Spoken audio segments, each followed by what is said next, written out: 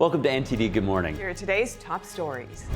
The United States and Ukraine say they've made progress on a revised peace proposal. What's changed after an earlier proposal was criticized for giving Russia too much? Joint Chiefs Chairman Dan Kane visits U.S. troops in Puerto Rico today as the military presence there surges amid rising tensions with Venezuela. President Trump plans to label the Muslim Brotherhood a foreign terrorist organization, a step the state of Texas has just taken. Treasury Secretary Scott Bessent says Americans can expect substantial refunds next year, and he pushes back on recession talk after damage from the record government shutdown. Airports nationwide are gearing up for the busiest Thanksgiving travel rush in 15 years, but major weather systems could cause significant delays. And this year's holiday train show at the New York Botanical Gardens didn't disappoint, showcasing nearly 200 iconic New York City landmarks to the fans and their families.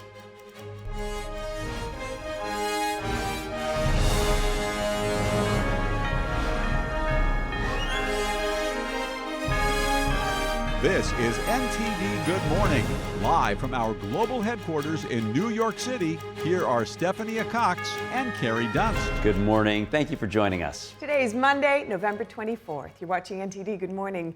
In today's top news, the U.S. and Ukraine say negotiations in Geneva have brought them closer to a revised roadmap for ending the Russia-Ukraine war. And as talks continue, here's how things currently stand. The United States and Ukraine say they've made progress on a revised peace proposal after talks in Geneva.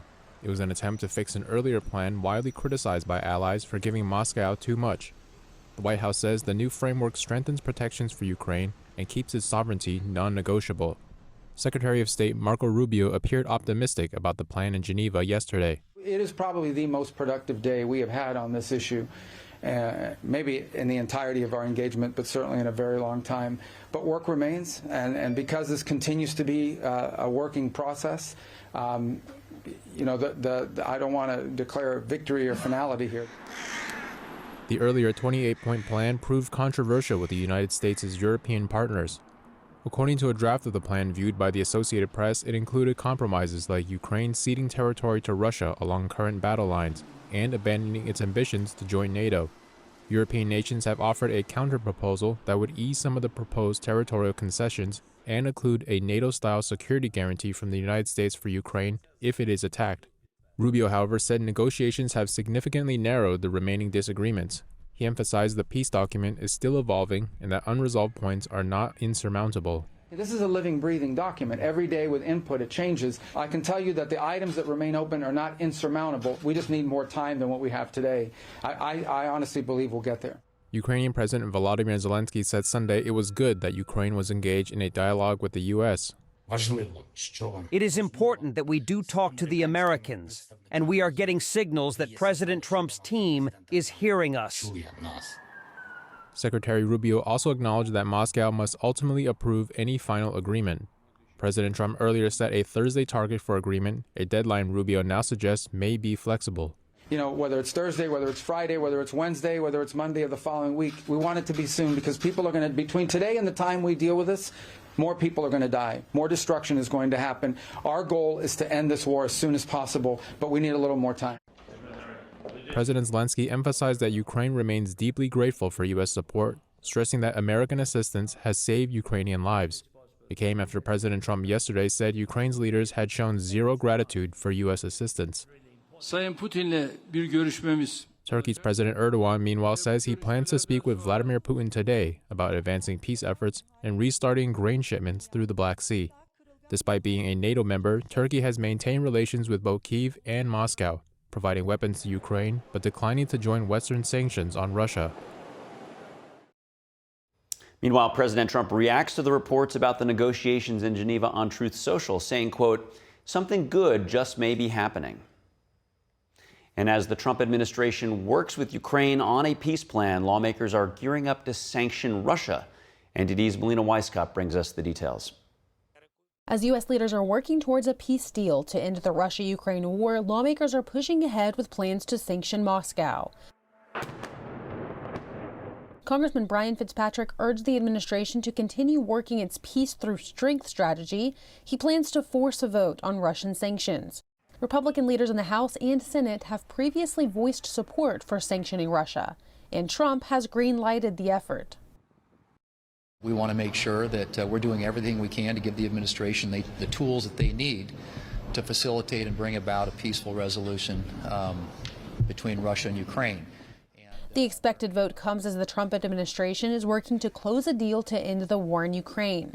As details are still being worked out, Congressman Michael McCall is the former chairman for the House Foreign Affairs Committee. He's pushing to ensure an ironclad security agreement for Ukraine to prevent a repeat of the failed Budapest Agreement of 1994. Reporting from Washington, D.C., Melina Weisskopf, NTD News. And joining us now to discuss the new peace framework to end the war between Russia and Ukraine is Brent Sadler, a research fellow for naval warfare at the Heritage Foundation and a former Navy officer. Good to have you with us today, Brent. Good morning. Yeah, good morning. Now, from what we know so far about this proposal, how effective are the recent talks in moving toward a lasting peace deal? Well, I think the timing is finally at a point where both sides are at least appear on the surface to be willing to entertain a real ceasefire. It's always been the problem that one side, Ukraine or Russia, was always out of sync. The demands didn't meet some minimum standards. I think a host of reasons make now more prime or opportune for a ceasefire to go forward. Of course, the devil's in the details, and as Secretary Rubio stated time and time again, that it's constantly changing as both sides negotiate. But what's clear is that there is a territorial aspect to this, where there'll be some ceding of territory. It's important that whatever line of control or future boundary, that the military forces are withdrawn adequately distant from each other, and that it's a defensible line, such that if either side decides to reinstitute or reinitiate hostilities, the risks are too high for them to bring war about. And certainly what's missing, at least hasn't been discussed, is what about the Black Sea? Yes, and what kind of presence do you think the U.S. and NATO should have within the Black Sea once a peace deal is finally arranged, and also in the meantime? No, absolutely. The Black Sea is a vulnerability for Russia. So this is one place where, based on the ground, where Russia's overwhelming land power might can actually be checked. But at the same time, Ukraine has lost a lot of offshore energy reserves when it lost the Crimea. So again, giving at least some assurances or preventing the Russians from reconstituting their Black Sea fleet provides the Ukrainians an advantage should the Russians try to attack or to reinitiate hostilities on the land side.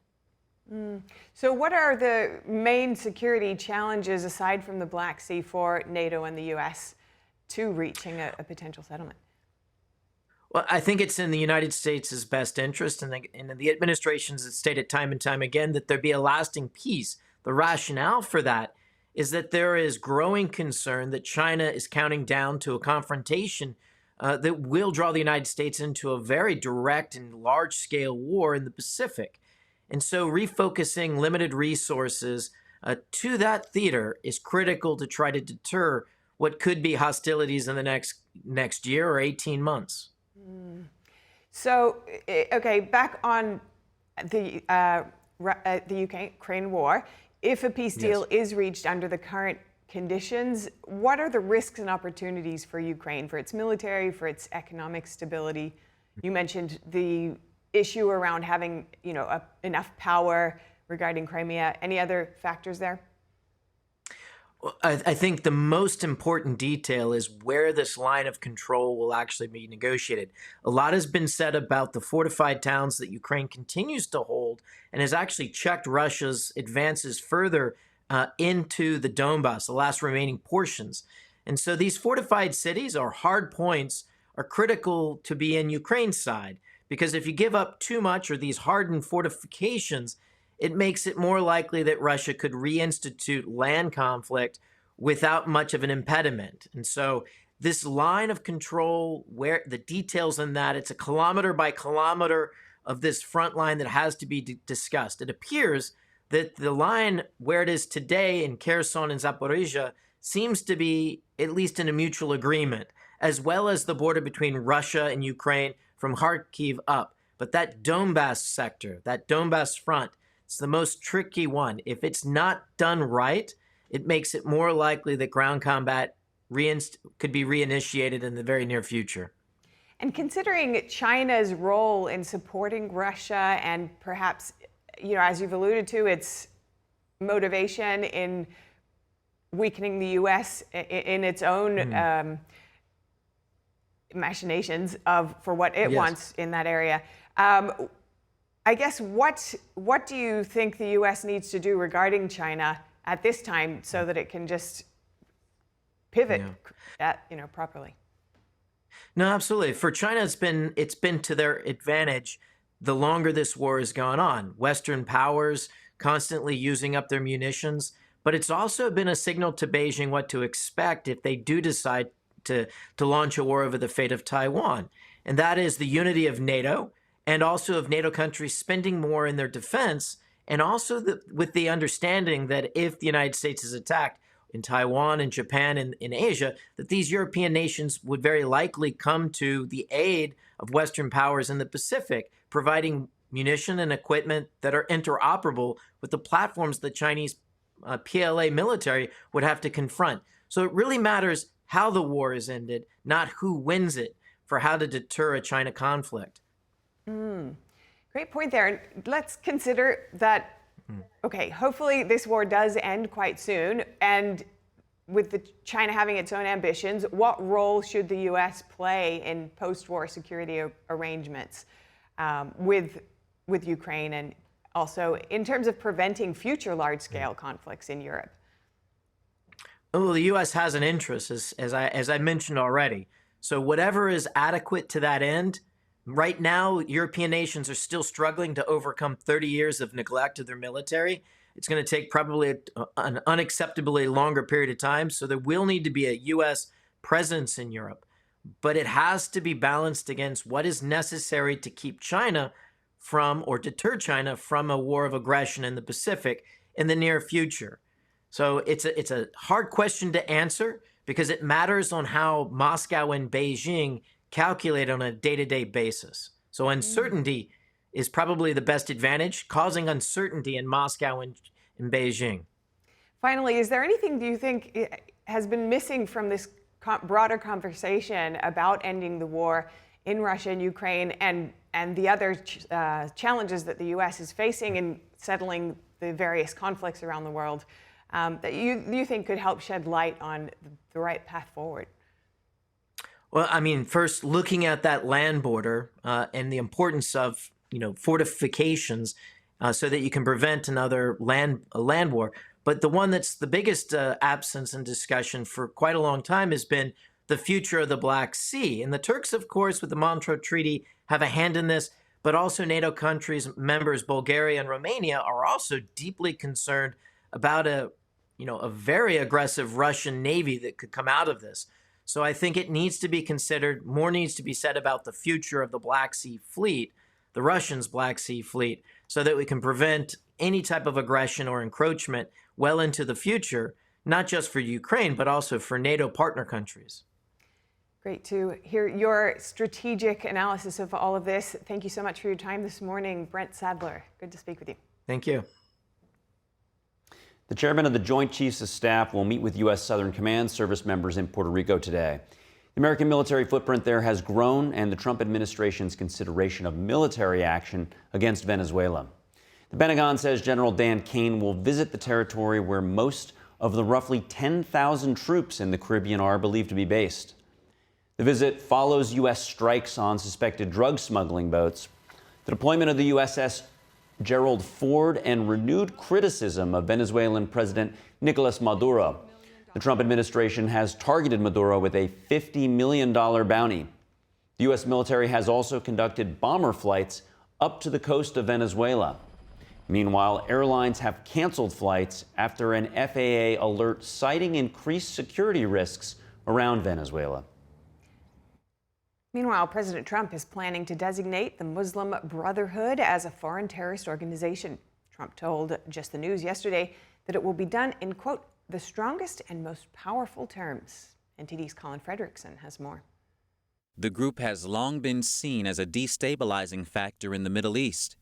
The group is also credited with radicalizing young Muslims worldwide. Just the News says President Trump has considered the designation since his first administration. At the time, Muslim Brotherhood said it will continue its work in accordance with moderate and peaceful thinking and to serve communities and humanity in the way it thinks is right. The Texas governor last week designated both the Muslim Brotherhood and the Council on American Islamic Relations, or CAIR, as foreign terrorist organizations and transnational crime groups. Governor Abbott's proclamation said the group's goals are to rule humanity under Islam and that the groups have supported global terrorist actions. CAIR has since denied the labels and sued the Texas governor and attorney general. Some countries in the Middle East already have policies against the Muslim Brotherhood. Egypt and Jordan have banned the group. Saudi Arabia, the United Arab Emirates, and Bahrain have labeled it a terrorist organization. The Israeli military killed Hezbollah's top military official in a strike on the outskirts of Lebanon's capital. Israeli Prime Minister Benjamin Netanyahu confirmed the strike yesterday. So the IDF assassinated Ali Tabatabai, the chief of staff of the Hezbollah terror organization. Tabatabai is a murderer. His hands are stained with the blood of many Israelis and Americans, and it is no coincidence that the United States offered a cash reward of $5 million on his head. Tabatabai served as a senior commander in the Radwan force. This is the force that prepared to conquer the Galilee and slaughter many of our citizens.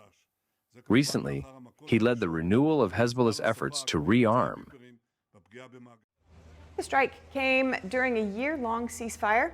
Hezbollah later confirmed his death, hailing him as the great jihadist commander. The latest conflict between Israel and Hezbollah began in October 2023 after Hezbollah fired rockets into Israel in solidarity with Hamas. However, it ended in November 2024 under a U.S. brokered truce. The IDF said the strike was the first on the outskirts of the Lebanese capital in months. Lebanon's health ministry said it killed 5 people and wounded 25 others. A senior Hezbollah official said its leadership would decide how the group would respond. Israeli airstrikes over southern Lebanon have intensified in recent weeks.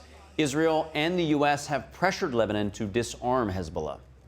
Pope Leo XIV is scheduled to visit Lebanon in a few days. It's his first foreign trip. Still to come, airports nationwide are gearing up for the busiest Thanksgiving travel rush in 15 years, while major weather systems could cause significant delays. And Congresswoman Marjorie Taylor Greene is set to resign from Congress next year, going on social media to explain her decision. Treasury Secretary Scott Bessent says Americans can expect substantial refunds next year and pushes back on recession talk after damage from the record government shutdown. After this.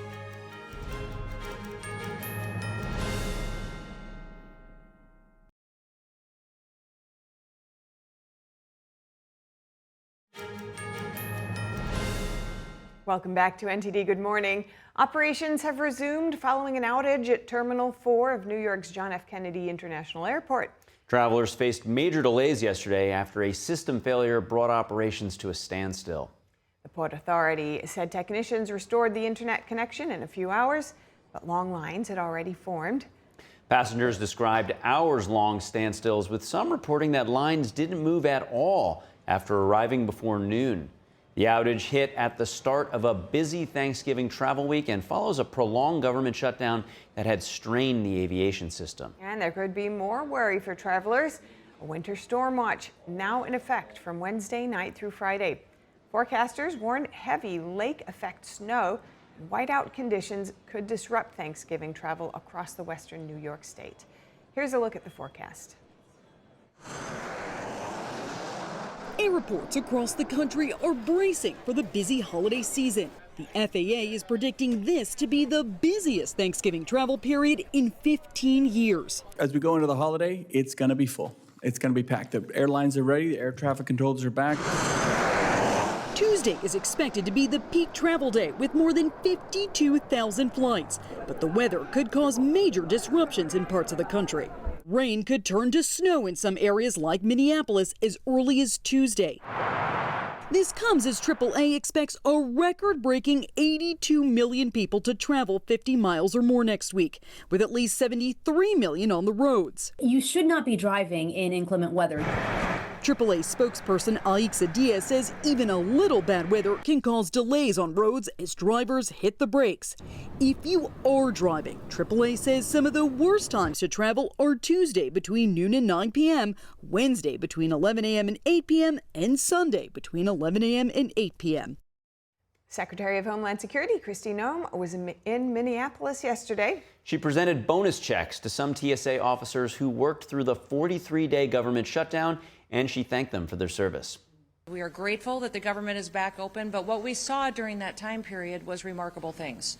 We saw people who recognized that their purpose for why they were created was to serve people, was to go out and continue to show up for work, sometimes taking on extra shifts, taking care of other individuals, but still making sure that we were keeping people safe. We have $10,000 bonus payments that we will be paying to each of the individuals behind us, recognizing that they are examples that we will continue to work to train every single individual under the department to do and to serve such as they did during this last challenging and difficult time. And also recognizing that this is a season to be grateful.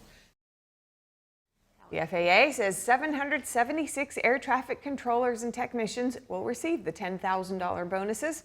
They had to perfect attendance during the shutdown. Nearly 20,000 other workers will be left out. And on Saturday, Noem also announced a new $1 billion investment in TSA security checkpoints at airports across the U.S. Meanwhile, Congresswoman Marjorie Taylor Greene said on Friday that she's resigning from Congress next year.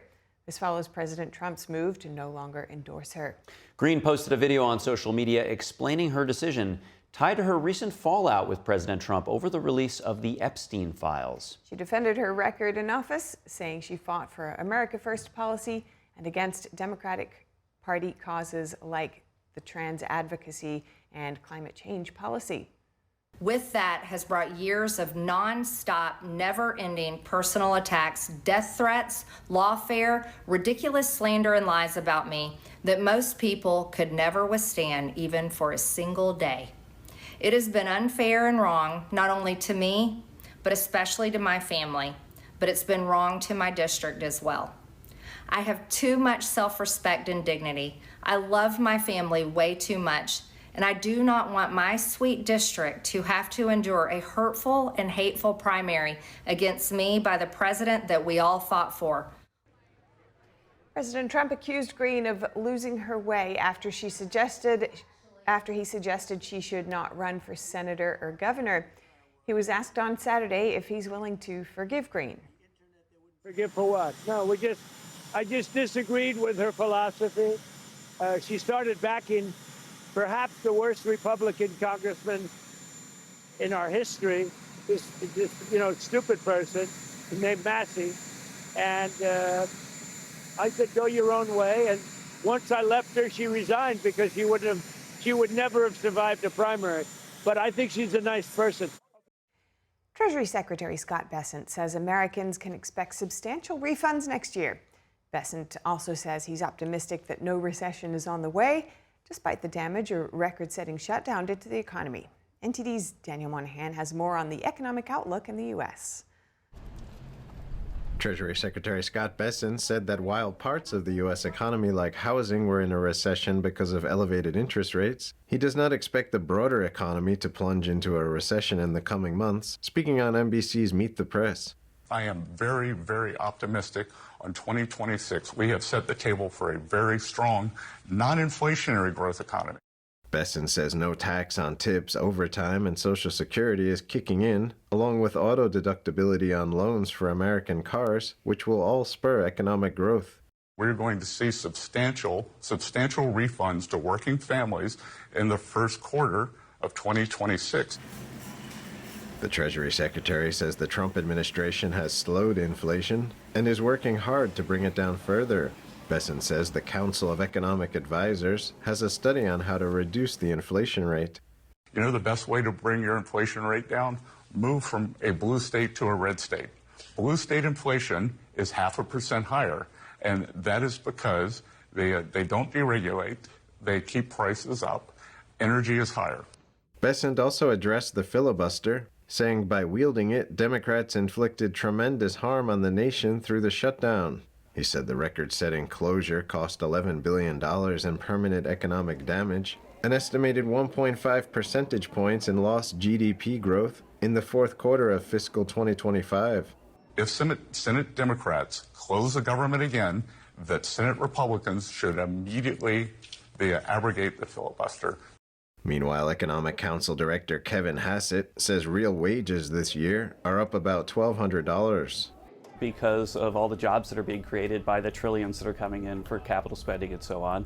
And real wages, which is real purchasing power, dropped about $3,000 under President Biden. And so I think in the end, people are going to look at their pockets and decide, am I ahead or am I not? And I think that they're going to find that they're ahead. Hassett says he expects 2026 to be an absolute blockbuster year. The comments from Bessent and Hassett come as Federal Reserve Bank of Boston President Susan Collins said Saturday she's still leaning against the central bank cutting its benchmark interest rates. Members of the Trump administration, including Bessent, have wanted the Fed to lower interest rates, saying inflation has leveled off. Daniel Monahan, NTD News. Meanwhile, Secretary of Transportation Sean Duffy has identified the woman set on fire on a Chicago L train as 26-year-old Bethany McGee. She remains in critical condition after last week's attack. Prosecutors say the suspect, 50-year-old Marcus Reed, has spent decades cycling through the justice system and was out on bond at the time. Investigators allege Reed doused McGee with gasoline and used a lighter to ignite her on the Blue Line train last week. Prosecutors say surveillance image show Reed buying gasoline around 20 minutes before the attack and then approaching McGee with a flaming bottle inside the train car. Officials say McGee managed to escape the burning train and collapse on the platform where two Samaritans helped extinguish the flames. Reed has been charged with committing a terrorist attack on a mass transit system. We'll be keeping you updated on that tragic event. Authorities say Morgan Gazer, who was convicted for nearly stabbing her classmate to death in 2014, has been located. She briefly disappeared this weekend after cutting off her monitoring bracelet and leaving a Wisconsin group home. Police say she was last seen Saturday night in Madison before traveling with an adult acquaintance. Investigators say the pair took a bus to Illinois, where officers later found them at a truck stop. Police say the man with her was questioned and charged with trespassing and obstructing identification. Gazer has been under supervision since a judge approved her release from a state mental health facility earlier this year. Police say she'll now remain in custody while awaiting an extradition hearing in Cook County. Gazer was 12 years old when she and a friend lured a classmate into the woods and stabbed her 19 times, telling police they did it to appease the fictional character Slender Man. Leutner survived the attack, and Gazer was later found not guilty by reason of mental disease or defect and was sentenced to up to 40 years in a psychiatric institution. Just devastating. Coming up, the U.S. is signaling a stronger commitment to stability in the South China Sea, though through a steady naval presence and a new military partnership with the Philippines. That and much more up ahead.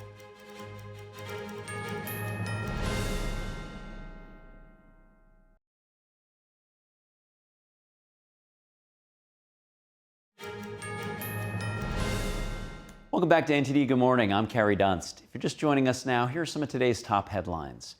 The U.S. and Ukraine say they've made progress on a revised peace plan during talks in Geneva. The White House says the updated framework strengthens protections for Ukraine and it keeps its sovereignty non-negotiable. Secretary of State Marco Rubio called the talks the most productive so far, though key issues do remain. And the Joint Chiefs Chairman General Dan Kane is visiting U.S. Southern Command troops in Puerto Rico today. The American military presence in the region has increased amid consideration of a possible action against Venezuela, and airlines have canceled their flights following an FAA warning about heightened security risks in the region. And operations at one of JFK International Airport's terminals has resumed following a systems failure that happened yesterday. It left travelers facing major delays. The outage is just the beginning of a very busy Thanksgiving travel week, with 2 possible winter storms also expected to hit parts of the U.S. Heavy rain is expected in Texas and parts of the Southwest this weekend. Forecasters are also warning of lake effect snow and whiteout conditions across the western New York state. And Treasury Secretary Scott Bessent says Americans can expect substantial refunds in early 2026. He's also optimistic that the broader economy will avoid a recession despite the impact of the record government shutdown. And Economic Council Director Kevin Hassett says real wages are up about $1,200 this year, and he predicts 2026 could be a stronger year for the economy. Those are this morning's top headlines. With that, Steph, over to you. Thank you, Carrie. And the U.S. is signaling a stronger commitment to stability in the South China Sea through a steady naval presence and a new military partnership with the Philippines. Here's more. The USS George Washington is now in the South China Sea. It entered through the Luzon Strait last week, taking over as the Nimitz Carrier Strike Group wrapped up operations. Both carriers are nuclear-powered. On Friday, the George Washington Group positioned near the site where 2 Navy aircrafts crashed last month. Before leaving the region, the Nimitz Strike Group joined Japan and the Philippines for a trilateral patrol near the Scarborough Shoal, a region heavily contested by both Manila and Beijing. China protested the joint patrol and even sent bombers to fly over the area. The Philippines Coast Guard also reported multiple Chinese Navy and Coast Guard vessels surrounding the shoal. At the same time, Washington and Manila are taking a new step to counter Beijing's pressure. U.S. War Secretary Pete Hegseth and his Philippine counterpart announced a new joint task force aimed at deterring Chinese coercion. The task force will help U.S. and Philippine forces react more quickly to Chinese ships in contested waters and improve coordination during any future crisis. Tensions have remained high for months, with repeated close encounters around disputed shoals. Both countries say this expanded cooperation is meant to re-establish deterrence in one of the world's most critical waterways. At least 3 Pakistani security forces officers are dead after suicide bombers struck a major security headquarters in Peshawar today. Police say the attackers opened fire as they forced their way into the complex before detonating explosives inside the grounds. According to the police, about 150 security personnel were on open ground inside the headquarters for morning parade drills when the attack took place. The Peshawar police chief says one attacker detonated his explosives at the main gate of the paramilitary headquarters, while the second bomber was shot and killed by officers near the parking area. Authorities say no group has claimed responsibility, and police are working to identify the attackers through DNA testing. Peshawar is located in the northwest of the country, close to the border with Afghanistan. Turning to West Africa, 50 students from a Catholic school in Nigeria who were abducted last week have escaped. The Christian Association of Nigeria says the children have been reunited with their parents. The association's chairman said the students escaped between Friday and Saturday. A total of 253 school children and 12 teachers are still being held by the kidnappers. The recent mass kidnappings forced some northern states to shut schools. The government also ordered the closure of 47 colleges in the north. Pope Leo is calling for the immediate release of those kidnapped.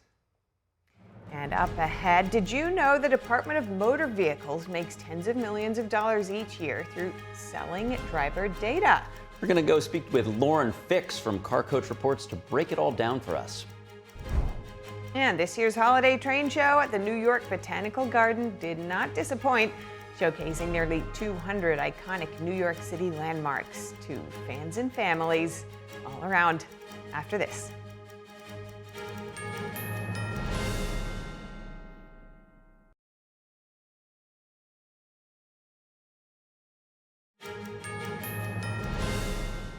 Welcome back to NTD Good Morning. I'm Carrie Dunst. State DMVs are selling driver's data and making tens of millions of dollars, and it's legal under what's called, quote, permissible use. Joining us to break the whole thing down is Lauren Fix from Car Coach Reports. Good to see you this morning, Lauren. I have to tell you, I was surprised to learn about this story until I saw your YouTube video. Can you break down the DPPA and what the, quote, permissible use, means? Okay, first off, I love how you always use 3 and 4 letter acronyms to confuse people. And it's typical, like the DMV, we're all used to these 3 letter acronyms, but no one really knows what they mean. But basically, you're giving permission for your state, whatever state you're in, to take your data, and that's your address, your driving record, every single thing about you that you'd put on your driver's license, whether you need glasses, whether you're a donor, whatever it is, all that information is being sold by your state.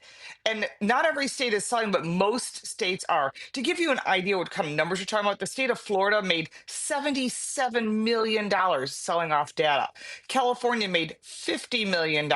New York State made $58 million. And so what they're doing throughout the country, no matter what state you're living in, is some states obviously less, like Rhode Island's going to have less data, so they're going to sell it for less.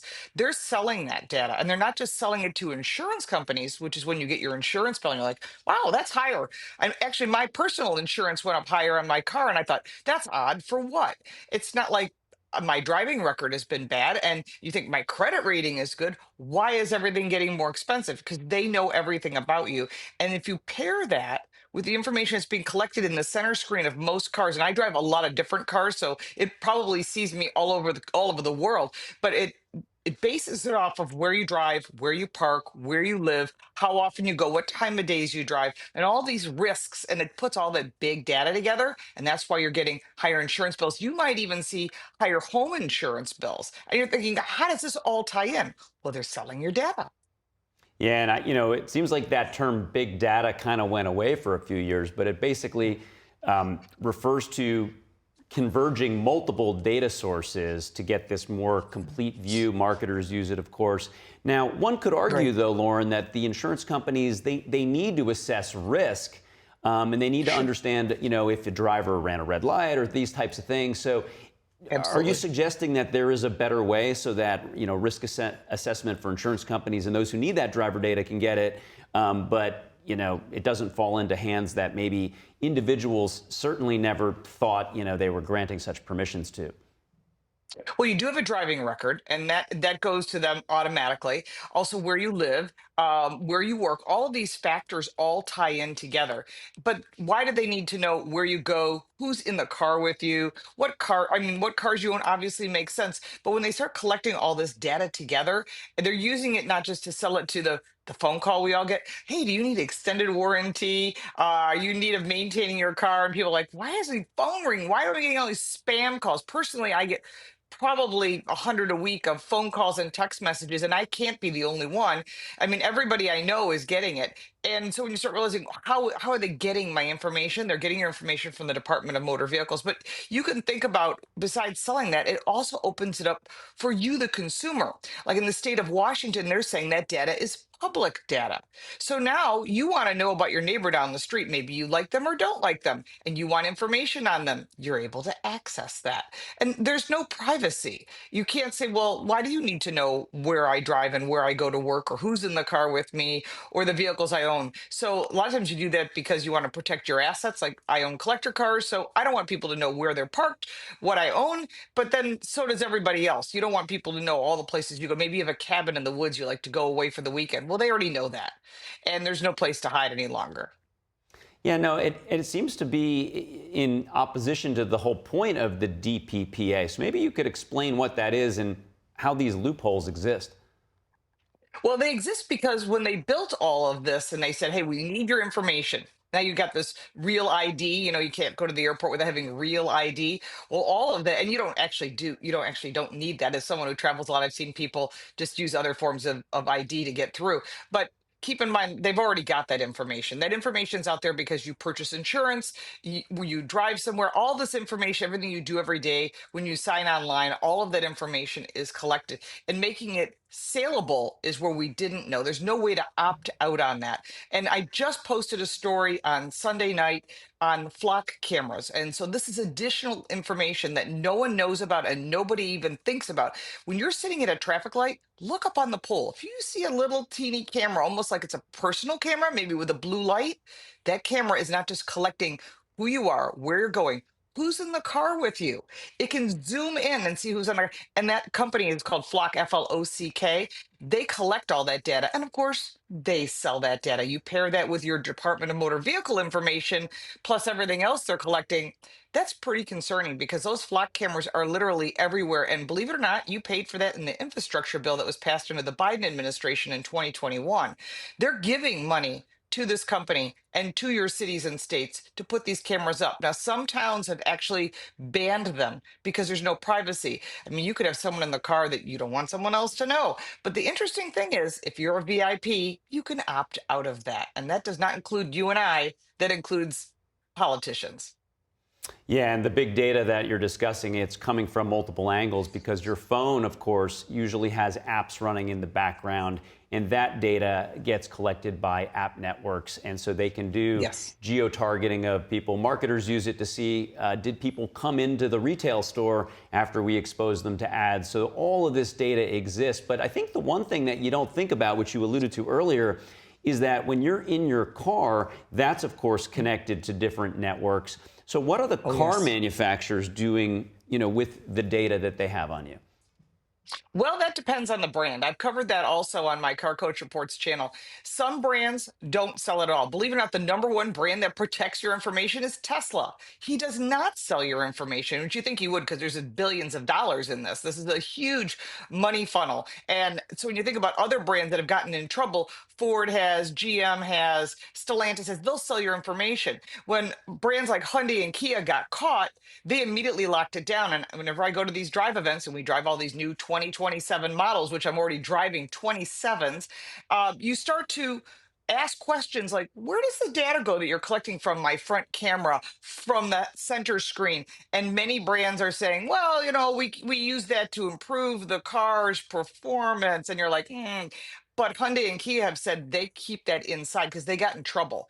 So once a brand gets in trouble by you, the customer, saying, I don't want you selling my information. You didn't give me an opportunity to opt out, or I opted out and you still sold my information. That's where a lot of brands are getting in trouble. Now, remember, this is a global world that we're living in now as far as automotive. And although a lot of these center screens could be built in the US, some of those chips come from China. So they have a lot of our data as well, and other countries. So certain brands have been very proactive on protecting consumers, but most brands, they're selling your data. And remember, your phone's listening. I mean, you can't go anywhere. If you went out in the field with no Apple Watch and no phone, there's probably still somebody listening. Well, you've given us a lot to think about. Maybe one other thing to consider when shopping for a car. Lauren Fix, Car Coach Reports. Always great to talk to you. Thank you.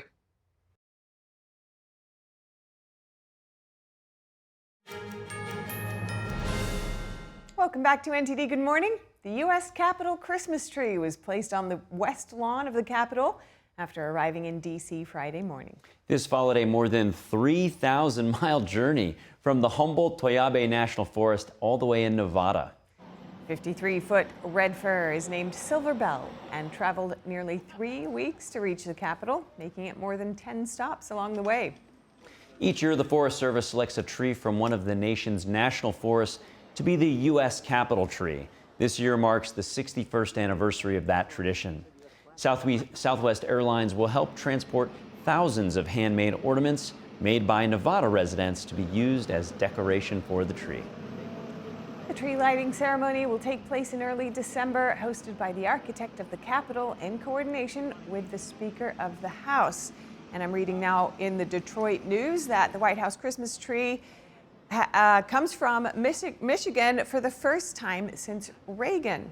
Okay. So there you go. That may have some symbolism intentionally. So you see that big Capitol tree coming all the way from Nevada, and the White House sourcing their tree. I believe that was a family farm, not the national park. So two different ways of highlighting, this tree industry here in the country. Of course, this size tree is much more. Look at the trunk on that thing. That's much more an outdoor kind of tree, whereas the one inside the White House, I think, is about half the size, meant for indoors, of course. Yes, but this is like 15 trees in one, or more. More. Yeah. All right, in Kansas City, nonprofits and local businesses are working to provide a Thanksgiving turkey to families in need. This holiday season, the community, and in its spirit of giving, they're helping put food on the table, and NTD's Andrew Thomas has more on their efforts. The Kansas City chapter of Slow Food USA is stepping up for Thanksgiving. Founder Jasper Mirabelle Jr. was happy to make a donation to buy turkeys for locals in need. So we donated $5,000 and Max secured 300 turkeys for those who are going to need it, who are going to have a turkey on their plate this Thanksgiving. Doesn't get any better. Makes you feel good. The donation went to Canby's Markets, which purchased the turkeys from a Kansas City-based grocer that was willing to help out. Canby founder Maxfield Caniger said the establishment was quick to join the effort. He was able to get us 300 turkeys without breaking a sweat, and I loved his response was actually, how many do you need? And I said, how many can I get? And he's like, however many you need, I will make work. And that's the kind of response you love to see. Caniger says his organization has been distributing tons of food, literally. Being able to provide Thanksgiving birds has made the effort even more rewarding. We've been averaging about 10,000 pounds of food a day going out to different local organizations. And to be able to add these turkeys into the mix really is wonderful. Andrew Thomas, NTD News. Yeah, it's a great organization. So Slow Food USA, it's a nonprofit, and they advocate for a food system that is good, clean, and fair. So that's kind of countering this fast food phenomena with slow food, more whole ingredients, nutritious foods meant to nourish those who are in need. And to really nourish this time of year, which is, I think, a time of slowing down and being together with friends and family. It all kind of works together. Yeah, and apparently Slow Food USA is a copycat or the brethren of Slow Food Italy. So this movement started in 1986 in Italy, and it's something that I guess somebody picked up on and thought it would be a good thing to bring to the U.S. That makes a lot of sense. Family is a very strong aspect of Italian culture, and I think it all just reinforces that tradition there. Well, staying with the holiday theme, the holiday train show at the New York Botanical Gardens is now back for the season. That's right. Miniature trains and iconic New York City landmarks brought to life as the show celebrates its 34th year, and NTD's Sean Marshall was there. Have a look. Kids and adults can all enjoy the New York Botanical Garden Holiday Train Show. The intricate detail that goes into making these buildings is simply amazing. They're designed after buildings and structures all around New York City. And not only is the train show amazing, but you can also enjoy the magical aura of the diverse plants and flowers all around the Botanical Garden. Each year, the New York Botanical Garden team switches things up a little bit for the holiday train show, with nearly 200 famous New York landmarks like the Statue of Liberty, Brooklyn Bridge, and Rockefeller Center, along with other popular and historical sites. Last year, the Bronx was displayed front and center, and this year, Central Park is in the Hopt Conservatory main area. So exciting for kids to come. There's over 30 G-scale model trains here. We have our very famous Thomas the Train that they can come and not interact with, but they can come and hang out with, watch them loop around the tracks. And of course, there's so many other types of trains that they can see going across bridges, our famous Brooklyn Bridge, Manhattan Bridge, and then of course interacting throughout the various other scapes and models that have been created here. The famous Thomas the Tank Engine is so popular that it needs to be a little off to the side and a little bit back from the barrier so kids don't try to take them home with them. And for plant lovers, the train show gives an extra bit of fun to a botanical garden visit. With a botany class, actually, we just visited the herbarium, but saw some phenomenal specimens, and this is phenomenal here. I love seeing the detail on the trains. It's amazing just seeing how intricate everything is. I just heard someone say that it's all made from natural materials as well, this whole exhibition, which I just find so phenomenally impressive. I would say get here.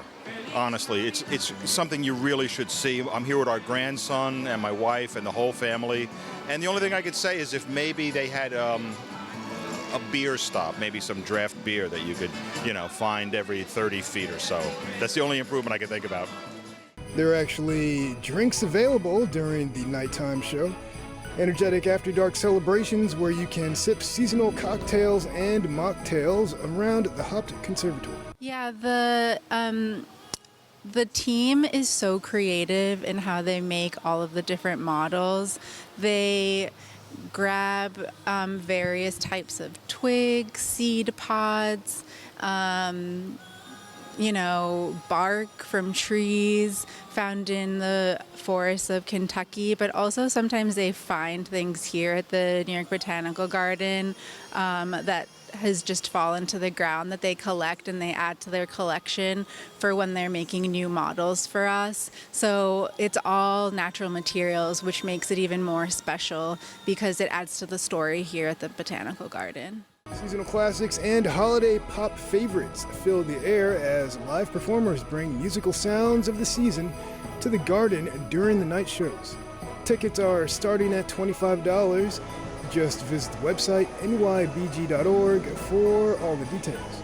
There you'll find tickets for daytime as well as the nighttime experience. Sean Marshall, NTD News.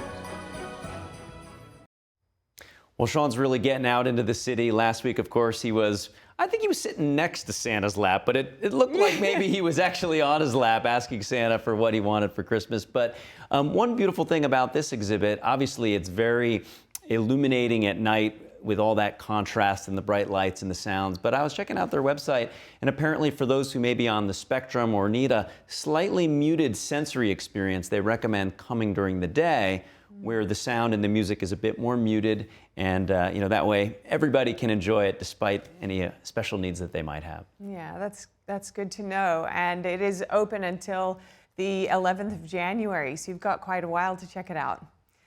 And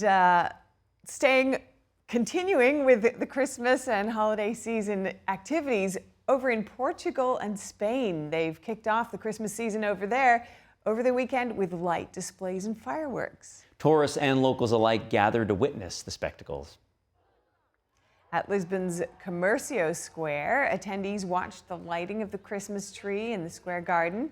And the Lisbon City Council said the city will be lit with more than 100 miles of LED lights and adorned with over 5,000 decorations. The streets of Barcelona were also lit up, with crowds showing up to watch the light show on the central Passeig de Gràcia. And among the iconic attractions, fountains, hotel facades, and different markets and shops were also illuminated with their festive lights. That would be quite a sight to see. It's so lovely to see the world lighting up, really, for this period of time that's so special to so many. Yeah, as the days get much, much shorter, you notice it's dark before you're even ready for dinner time. Yeah. To have that extra holiday cheer really kind of softens the blow, doesn't it? That's so true. And I haven't experienced Christmas in Barcelona, but there's nothing quite like the lights around New York City during Christmas time, I feel. It's amazing. It really is. You should come visit us if you can. This time of year in New York is very special.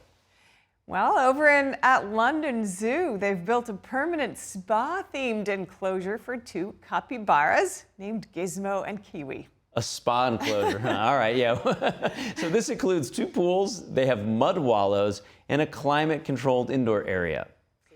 They were meant to stay temporarily, but they've now been given a dedicated habitat after they successfully adapted to the environment. Capybaras are the world's largest rodents and are semi-aquatic. The zoo said the species have recently seen a rise in internet fame. The exhibit is designed to inform visitors about capybara biology and discourage keeping them as pets. Well, if you can go and visit them at the zoo. That will hopefully contribute to that, and they are pretty sweet. But I don't know if I'd want one just around the house. Yeah, it's funny. People will try to make anything a pet, but it's a very large rodent, so there you go. I mean, I guess it's cute too, right? It's pretty cute. It's better than it might be better than keeping rats, I guess. I would think so. I would think so. Some people do. All right. Well, while it's time for that time of year for joy, many people are actually struggling with a sense of hopelessness as well. That's right. After the break, we'll be joined by the author of the new book, Heavenly Whispers, for some timely inspiration. Stay with us. We'll be right back.